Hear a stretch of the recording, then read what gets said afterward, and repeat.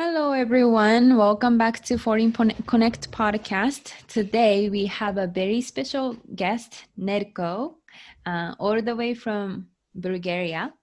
He's specialized in digital marketing, media buying, and startups. Today, he's here to share with us his knowledge around influencer marketing, how to manage brand ambassador programs, and podcast marketing, and more.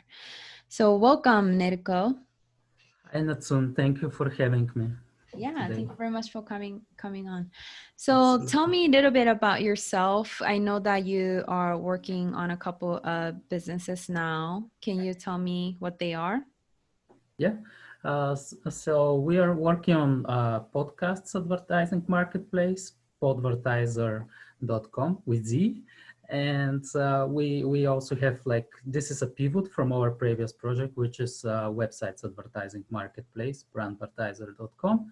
Mm-hmm. And currently we are mostly focusing on those two marketplaces to help brands and brands from startups, e-commerce projects, and software companies to find the best websites and podcasts to work on, Mm-hmm. and to build long-term advertising and partnerships. I see. Can you also share us a little bit about your experience around digital marketing in the past before this projects? Yeah, absolutely. So probably like 10, 12 years ago, I started with search engine optimizations, Mm-hmm. marketing. Since I'm from Bulgaria, we were outsourcing a lot for US, Australia, UK, Europe clients, and we Mm-hmm. were ranking their websites in Google. Mm-hmm. And we started an ad agency here, an SEO and marketing agency here in Bulgaria. Mm-hmm. After a while, I've got involved into paid advertising network like a co-founder, and we were still building it up with SEO, marketing, and all this. And at some point, we were just yet another ad network. So I've decided to. It was like a transition, probably Mm-hmm. more entrepreneur and from experience and all this. And at some point, I started to figure out that marketplace is something that is missing on the marketplace, on the advertising market at all, and that's the good publishers, the quality publishers with a lot of traffic would like to work with brands, and also advertisers would like to know where exactly they're advertising currently. So that's how the concept about Brandvertisor came at that point. And Mm-hmm. we started to work on like making a profile with all the aggregated traffic statistics and audience details, so you can easily sort and find out like instantly, very easy to do your media planning. Mm-hmm.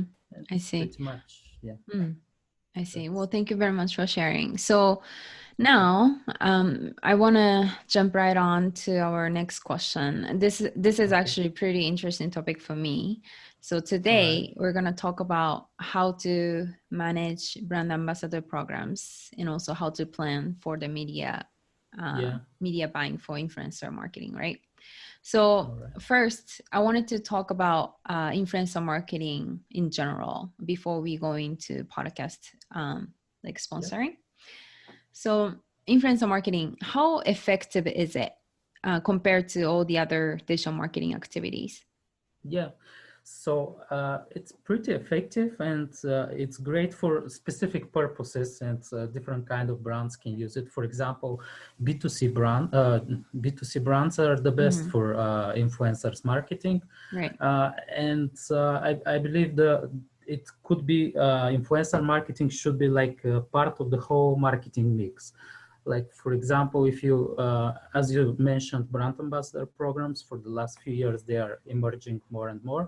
It's Mm-hmm. like the brand is making their creative and all around this, and they are giving ability to many influencers to work together with them. It's like influencers marketing infrastructure internal for the brand, Mm-hmm. and they are sharing like uh, uh, all the needs, all the links, products, images, and everything that you need to be able to share and communicate with your audience, with your followers as an influencer, and you earn like percentage or sometimes also a commission and like patent percentage from the sale. And it's very effective because the influencers have a lot of audience and a lot of followers that actually want to look like them and dress or follow their lifestyle. So it's really a good model to how to say to match with the ones that you follow.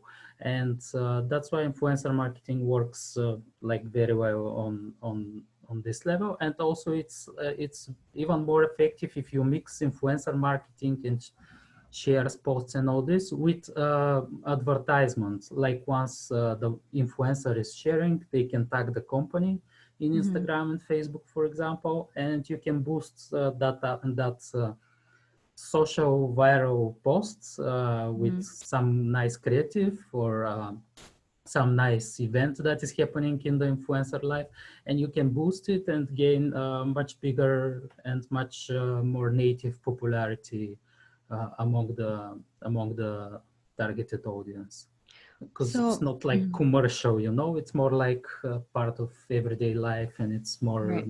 close to the user. So that was my like intent of the question. When I think Okay. about influencer marketing, I think of it as more like a brand building Yeah. activity that another like sales activity. Yeah, So absolutely. in, It's more like it's way better for much bigger brand awareness and much bigger audience reach. But at some point, this is the best way to bring user retention, user interest, and to make more sales at the end. right. So, you know, what I witnessed, for example, before when I worked in like digital agency, like Yeah, they were so obsessed with conversion, which I mean makes sense. I understand that. But, you know, because their ROI, the whole concept of yeah. ROI was predicated on the conversion other brand activity or brand That's building. more related to direct advertising. Yeah, that's true. Like search engine ads or even social network ads. It makes sense to follow the ROI, but in influencers marketing, the thing is you can work if you have lower budget, let's say, and it's problematic to go with and you need ROI faster, or how to say it, it's always the budget is not enough anyways. So the thing is with influencers marketing, you can still reach probably even bigger if you mix properly the influencer marketing. You can do it with micro influencers and then still do the ads on top of those, and this way you can mix the best of both worlds, and you can still have for sure, if you boost a influencer creative or share or a post, it will make more it will make probably better ROI because it will be natural, it will be way easier to be more liked and shared, which will give much cheaper CPM on the ads after all. So it's good.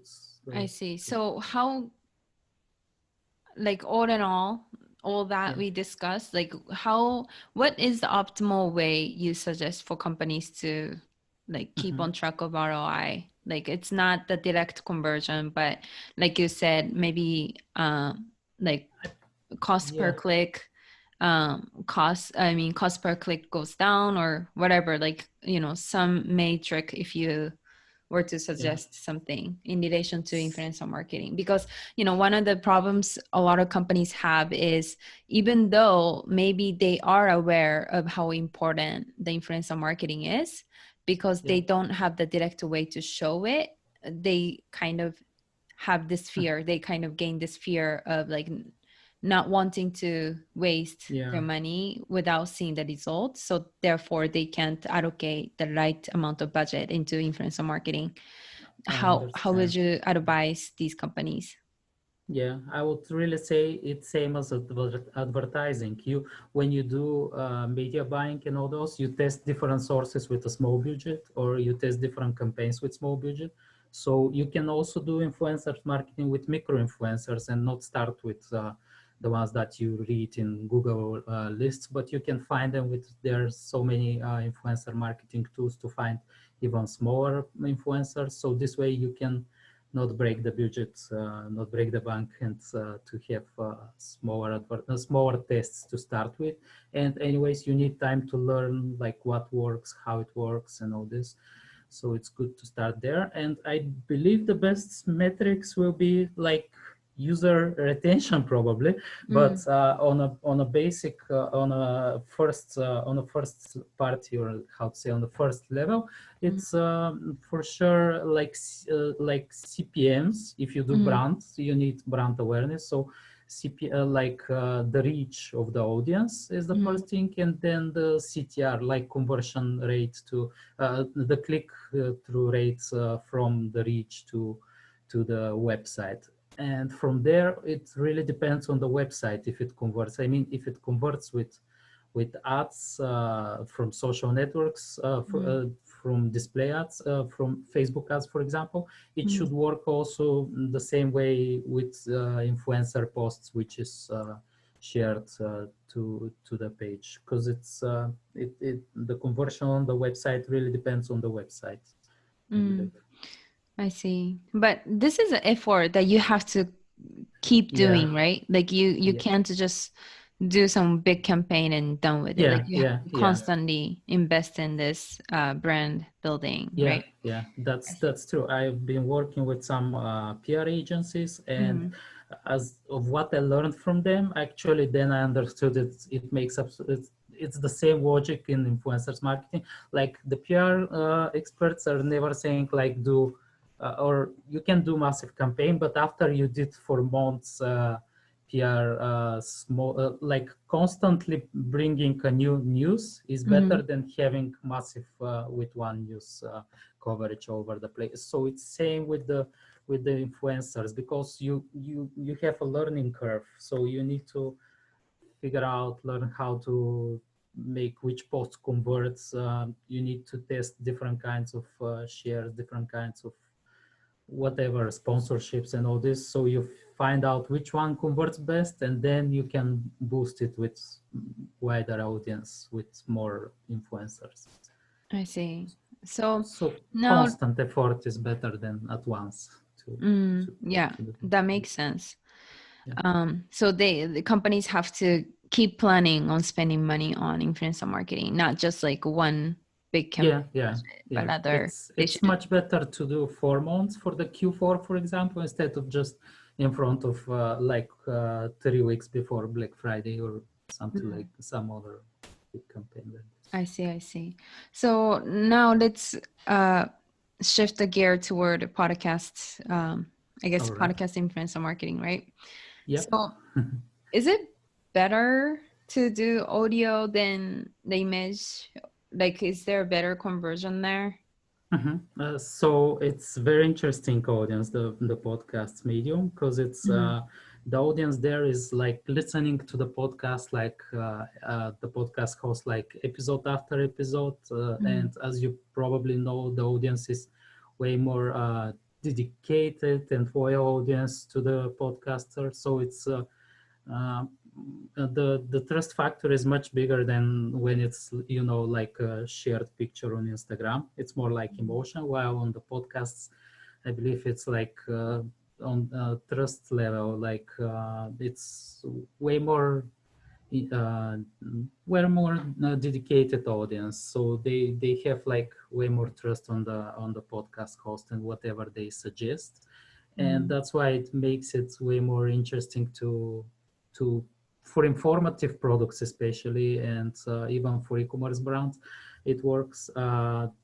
Not all, but many of the audience are going to check out what the podcast is sharing with them and is watching, because he knows best his audience, and that makes it very relevant. And I'm especially talking here about podcasts sponsorships that are host read.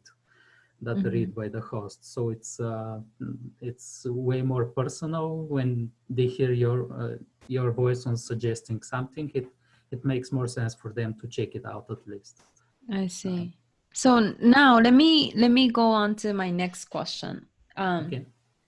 So, influencer marketing as of now, it's not very regulated, like people Uh-huh. have different pricing. They don't know Yeah, yeah, necessarily like how to price themselves. Some people overprice themselves, some people underprice themselves, right? Like there's yeah, no, yeah. There like is no how do you, standard thing. yeah, what is the right price? Like how do you know Okay. what kind of money companies should pay for what kind of influencers? Yeah. So for podcasts or overall, uh, Overall, but let's overall. talk about podcasts also. I because I know more about that, but overall, I believe it's really to make yourself options. Like there are podcast tools I can mention or that are out there. I mean, I'm sorry, influencers marketing tools out there that you can research podcasts and contact them by email. And the thing is to not limit yourself with low number of influencers. So literally to outreach and to make a list and to compare on your own. That's how I would do it on, for example, Instagram influencers.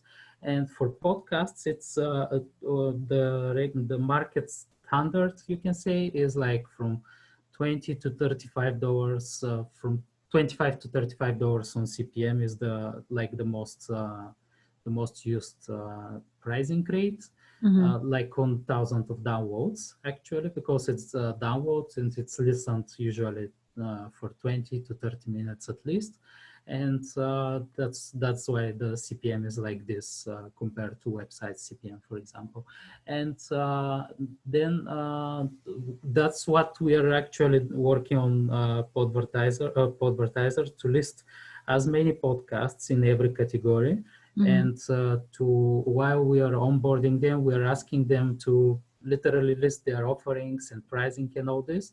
And at some point, we are still in product market fit and working onboarding onboarding initial like 3 months on the market right now, so we're still building up. But that is our goal, to onboard like few thousands of podcasts for every category. So you have like like pricing which you can filter, and you have offers that you can filter, and you'll be able to cross match and to research among different podcast offers, and will be much easier for an advertiser from specific category or search to find the most relevant podcasts, and then to find their offerings and pricing. And will be kind of, the market will self organize. I Because see. they'll compare each other. We're trying to build like Fiverr for podcasts, you can say it this way.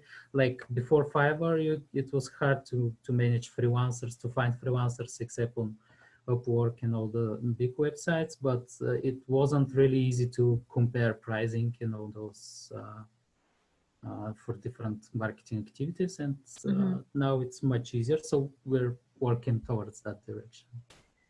I see. You mentioned about the Facebook ads and AdWords Yeah.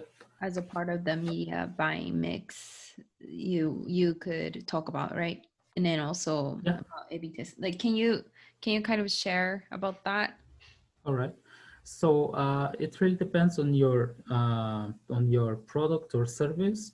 Yeah. Some products are where more research and information based. It's probably best to use AdWords, and as Google search is like the best, the biggest audience channel to research for different products, to compare and all this. And I believe AdWords is like 100% ROI based advertising. Right. Are they Well, expensive? Like yeah, it is more Facebook expensive, and but Google? Yeah. if you focus on quality score of the landing page and all those details to convert, it could be great. Also, you can it depends on the budget. You have to maybe put a little bit more efforts, but you can research for broad keywords, Mm-hmm. like smaller keywords with smaller traffic. But after all, if you have smaller budget, it's better to have less paid keywords, and you can always research for a few hundred keywords on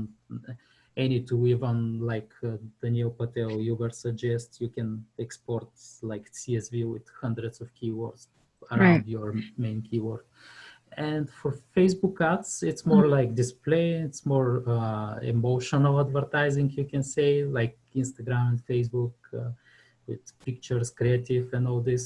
Videos work very well. Actually, videos maybe work the best for how to say, for viral and for audience reach.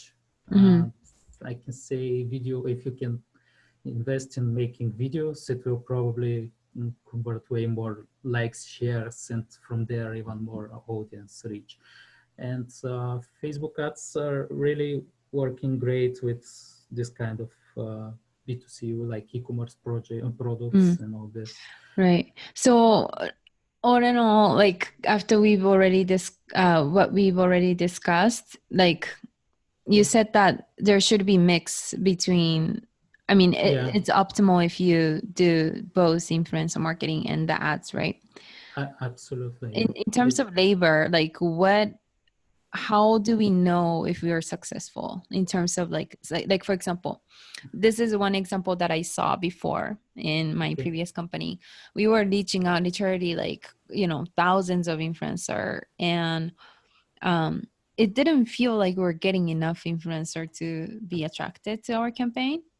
Mhm. But do you have any insights of like, out of So I this? can mention a few tools that could be helpful to automate this process, especially for Instagram and YouTube influencers. Like they're like Ninja Outreach, and they're like Basumo, I think, Mhm. yeah. And there are quite few, like if you search influencers marketing outreach tools, and they really help you to automate and to send like to few thousand emails like Right. at once. Mm. And you can also influence.co. It's very nice tool, like it's like open profiles, and it's Mm. like kind of how we see also the advertising in the internet to be with marketplaces and open profiles. Mm. And there you can filter even by pricing, because they have some kind of I don't know if it's like machine learning or how it works, but it Mm. says some kind of pricing, Mm. and you can find like hundreds of influencers, and Mm. with like I'm not sure, $50 to $100 monthly fee, Mm. you can outreach to few thousand of influencers, and Mm. I believe that is the thing, the first part. And the second part is, once you have like replies and all this, to make like more personal, not CRM, maybe whatever tool you use for communication, to Mm. make more personal relation with those influencers, to build something like a long-term influencer relations. And this way, when you have a new campaign, you can always outreach to the previous influencers that you communicated and work with. And really, it's like spending a little bit more time to communicate and to build trust with that influencer. Right. Is it better to have like a literally one full-time person dedicated to influence or like management, kind of like a community builder person?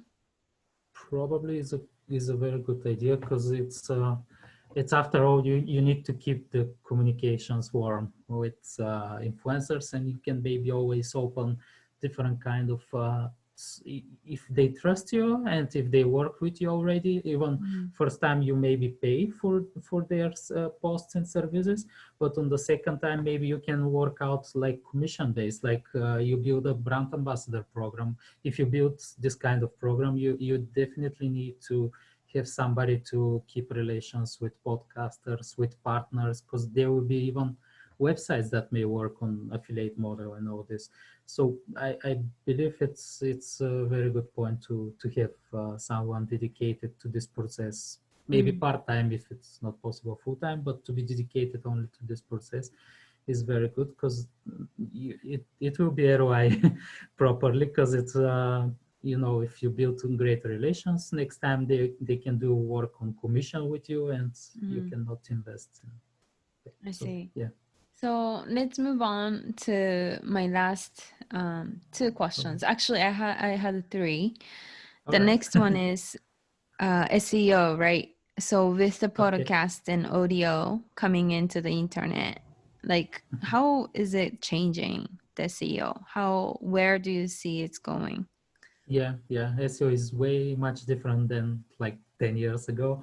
Right Mm, now, it's way more like journalism kind of, because you need to mm, build relations, even backlinks or shares from the industry leaders, you can say, or the mm, industry influencers. So you mm, need to build like really quality content, and then you need to communicate it with different, even for guest box and all this, you need to really have a super quality content research with big data or infographic and all this, and then you mm. can gain links which will rank you higher. You know. Actually, I that brought me another question. It's Okay. actually regards to SEO, not SEO, sorry, social media. You Okay. know, I'm a big believer of quantity over quality. Well, Mhm. quality is maybe As dangerous word. Gary Vee said, to Yeah, keep building exactly. even broken content because it's natural. Well, it makes sense, I Mm, believe, but if you for SEO is a little bit different. Like at least of my experience with Google, if you mm, write like 2,000 words, great article with research, with maybe video built around it, and mm, content infographic and all this will rank for tens, if not hundreds of keywords. While mm, if you build 10 smaller articles by 200 words, they will not rank as high. But that's specifically for SEO, because I believe it's more like gaining uh, reach and better kind of gaining momentum. So maybe you're right that quantity brings quality also. So mm. like if you write tens of articles, one will be very. But in Right. SEO, I think it's a bigger article and more quality content is ranking better. It's a bit In different. terms of like, yeah. Mm-hmm. In social media, it makes more sense to build, I believe, more content, because it's like momentum is going in 5 minutes, Mm-hmm. hashtags and all this. And it's like, you never know which kind of creative or which kind of posts will help. Like maybe something at home will convert way better and will feel more natural to the audience, and they'll like it and share it. So in Mm-hmm. social, it makes sense to be doing that. Mm-hmm. Yeah, but in Google, because the competition is bigger per keywords, they're even big brands are already invested like in big content and quality and all this. So that's why. So when you say journalism, that's very interesting way to explain that. Like, can you elaborate on that a little bit? Yeah. I mean, it's more like, in to get featured in quality in big media that have a lot of audience, you need to have like quality material, quality content, and all this, which to be interesting to the journalist to cover when you outreach him and send him, hey, what do you think about this? And you build like some kind of case study or whatever that could be interesting to like his previous writings and all this. And in SEO, it's like same nowadays. It's like you need to outreach to influencers or to blogs that already write some good content, and you send them another good content that is on relevant to their topics, and then they may consider to cover you just for one link. So it's turning that it's there is no point to have hundreds of blogs comments on blogs that are not very famous. Instead, it's better to have two quality links from two authority blogs. It will help way much for SEO rankings. Mm, So that's how it works now. I see. I see. I mean, you're talking about like authority, right? The domain authority. Yeah, exactly. I Domain see. I see. authority, and there is also even content page authority. Mm.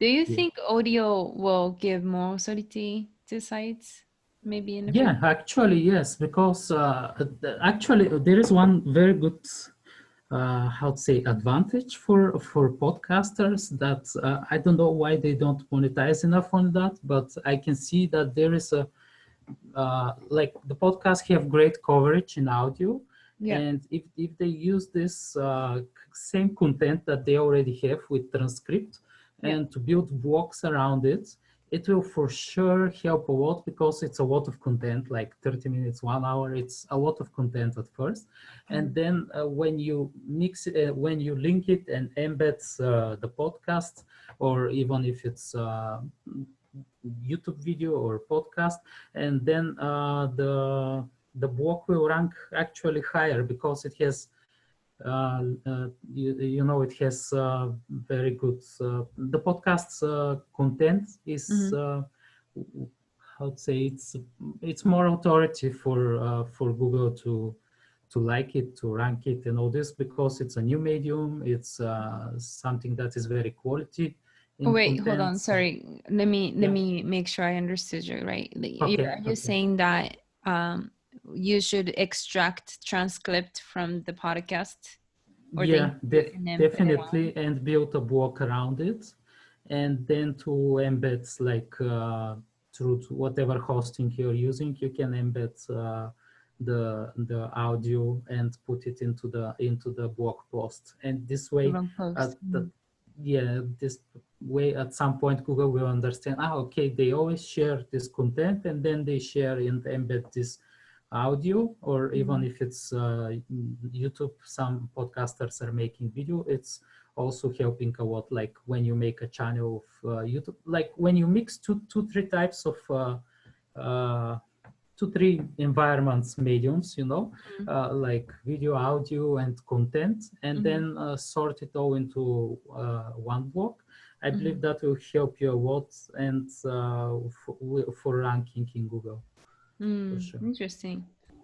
Okay, so let's talk about customer acquisition for startups and B2B marketplace. All right. Yeah. Yeah, Do yeah. you have any specific strategy that you can share with us? Yes. So for our marketplaces, Mm-hmm. one of the main like our go to market strategy was exactly to make to was exactly through SEO, actually, with profiles built around every podcast or website, and then we aggregate those statistics and all those details and make content around it, Mm-hmm. and this ranks in Google. So when somebody is looking for advertise on website.com or Mm-hmm. advertise on podcasts X, they can find us in Google.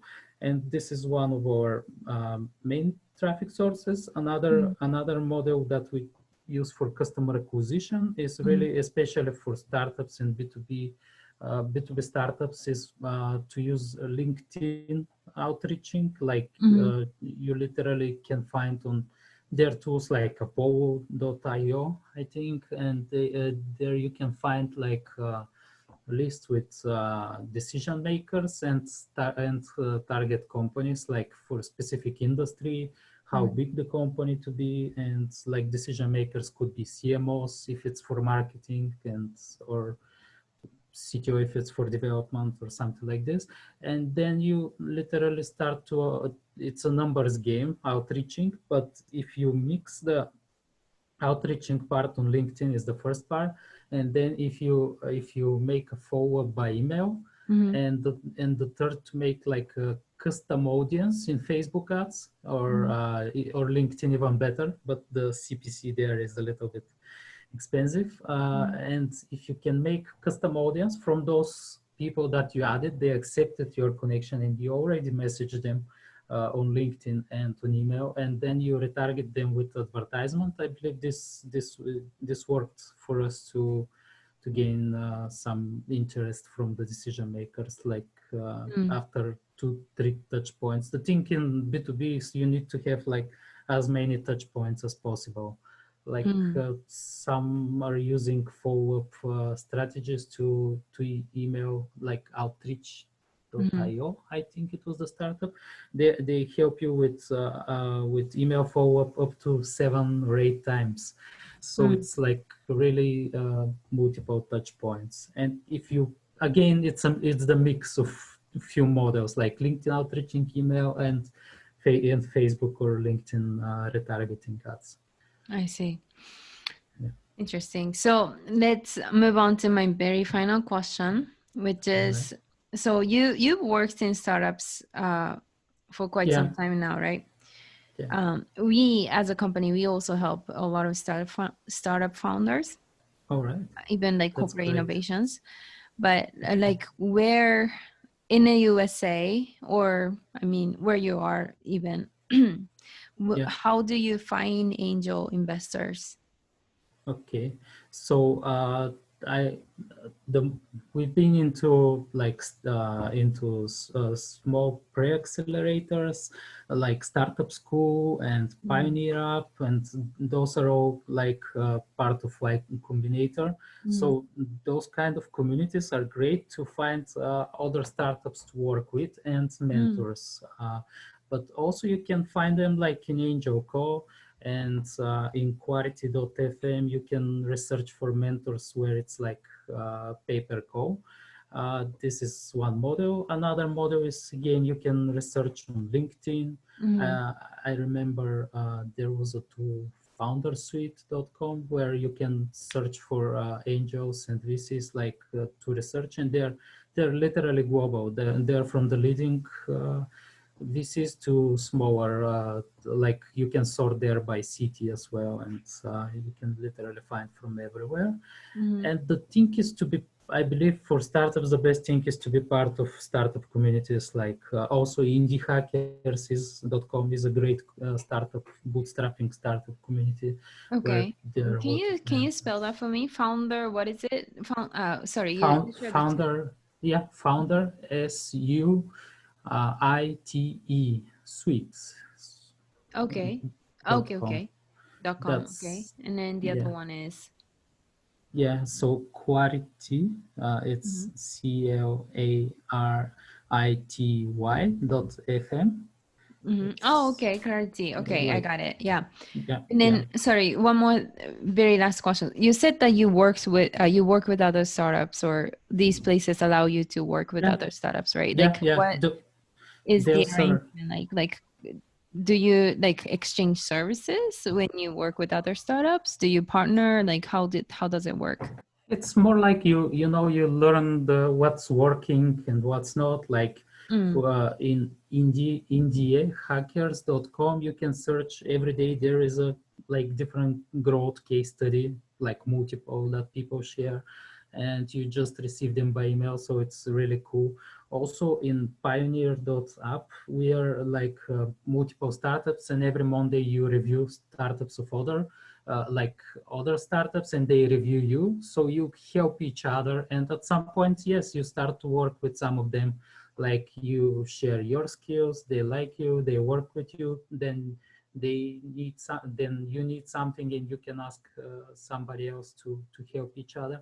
So it's great to know, to keep your watch what's going on, what's right. happening. Mm, And then you also start to understand even the slang, how to talk, how to sell, how to start communicating with other startups, and mm. then from there with bigger companies and That's interesting. investors. Yeah, yeah. Awesome. It's really great to be part of those communities, because you start to feel native into those, and to understand. Like there are also weekly calls in Startup School and in Pioneer App Oh. every Thursday. So you Mhm. really kind of you start to gain confidence into that you're actually, there are many struggling like you while Yeah. you're building up, and then Mm. you start to feel more confident on what you're doing, and yeah, Oh, things that's awesome. Well, start to thank you very happen. much for sharing this. This is awesome. Yeah, absolutely. Well, Nedko, this was all my questions. So All I right. sincerely want to thank you for your time and for that Thank you you very came much to. for Yeah. having me, Natsun.